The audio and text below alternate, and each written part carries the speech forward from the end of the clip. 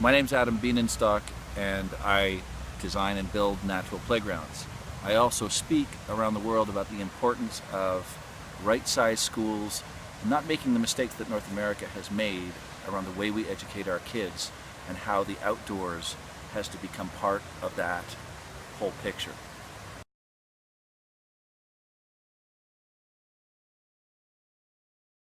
What inspires me to do the work that we do is that this works and that we're right.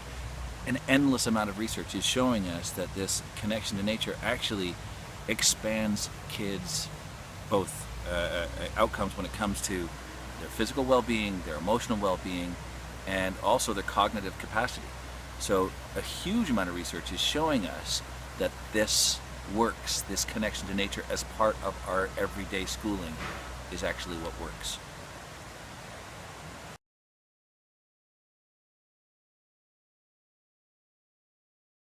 Currently, we're working with a whole series of different sectors of society, everything from the most expensive private schools to communities that can't afford really even the most simple of plastic and steel post and platform playgrounds. What we're really interested in here is giving everybody equal opportunity, and nature provides us with that. So that's everything from, in terms of age groups, we're working with seniors for senior-friendly nature-based parks.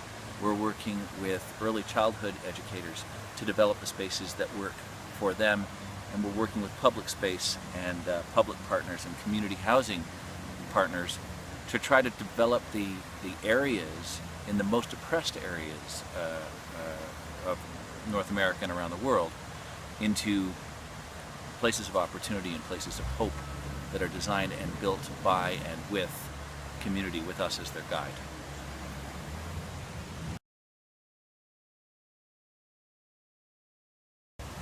So as one of our team members and many of us in our design group and our build group actually are part of the standard writing committees for the North American standards for playgrounds in terms of safety.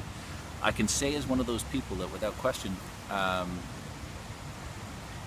they're not working. This isn't the solution. I can make something that complies in every possible way that is absolutely without question going to provide with for opportunities for catastrophic injuries to kids. Having said that, playgrounds, even the worst of them, are on a per 100,000 hour use basis probably the safest place that kids can be on the planet. It actually falls somewhere between sailing and fishing in terms of your potential rates of injury, and exponentially less likely to injure yourself if you're doing this with the built environment, with ground-based elements, with natural elements, with logs, with boulders. Not to mention the fact that they're cheaper, more fun, and they provide kids with a greater opportunity for play, and they will play there for up to 5-6 times longer.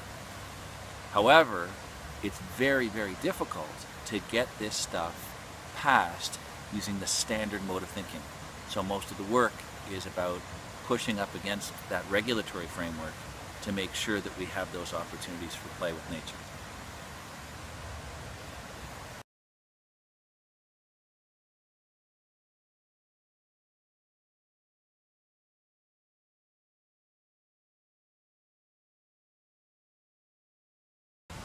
So with a mandatory system in Canada and in the US, the big opportunity really for New Zealand is that, and I've heard New Zealanders, the humble people that you are, whether you believe it or not, I've heard people in New Zealand referring to themselves and somehow we're 20 years behind. Well, guess what?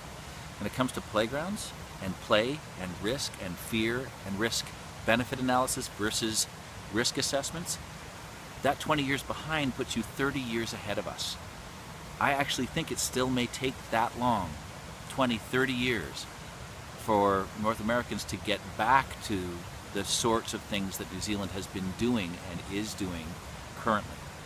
Do not follow us is the message. Do not do what we are doing. We have fallen so far from grace on this. We actually really badly need to look to New Zealand as an opportunity to justify the changes that we have to make. Our kids are dying early of obesity, ADHD, irritable bowel disease, all of these things exponentially increasing as we decrease their connection to nature and their ability to take risk. New Zealand is doing a good job on this, and if there's one message I need you to get is do not use us as your model.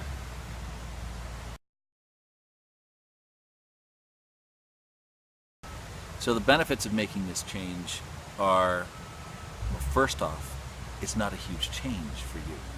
The benefits of making this change are, this is the first generation in history where we realized 2 years ago that we'd crossed a line where we as adults were going to have a longer lifespan than our kids, where the average screen time for a kid broke past 7 hours a day, whereas time outside is 30 minutes.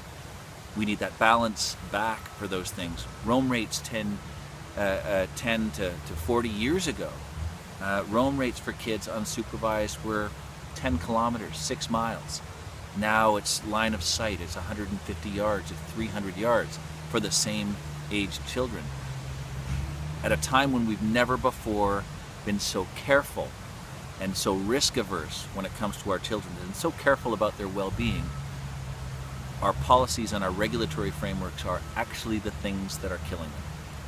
It's time to start to look at things not from a risk and an injury prevention perspective, but from a do no harm perspective. And that means giving them opportunities to take risks, and that means getting them out into nature. So if they're not going to have that roam rates anymore, that means that's our playgrounds and that's our parks, and that is the front line for this fight.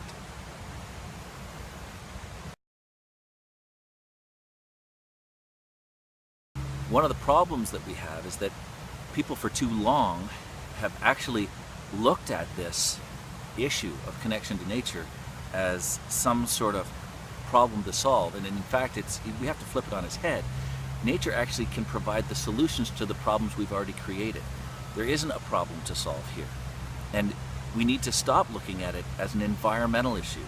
Yeah, sure, it's an environmental issue, and yeah, sure, there's global warming and climate change to deal with, and this is part of that solution, but that's not the reasons that people are going to buy into this. That is one of 4 reasons.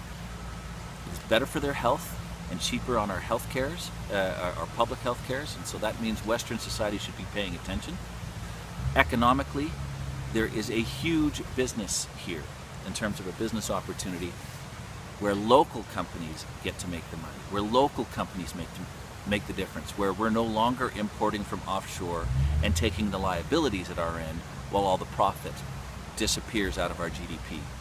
And then the last one is education. We know for a fact that our kids are less stressed, lower cortisol levels, happier, smarter, more creative, and they do better on tests. And all of us are looking at knowledge economies now. So if we're serious about the knowledge economy, that means we have to get serious about connecting them to nature as well. So it's not just about the environment, it's environment, health, economy, and education that matter on this subject.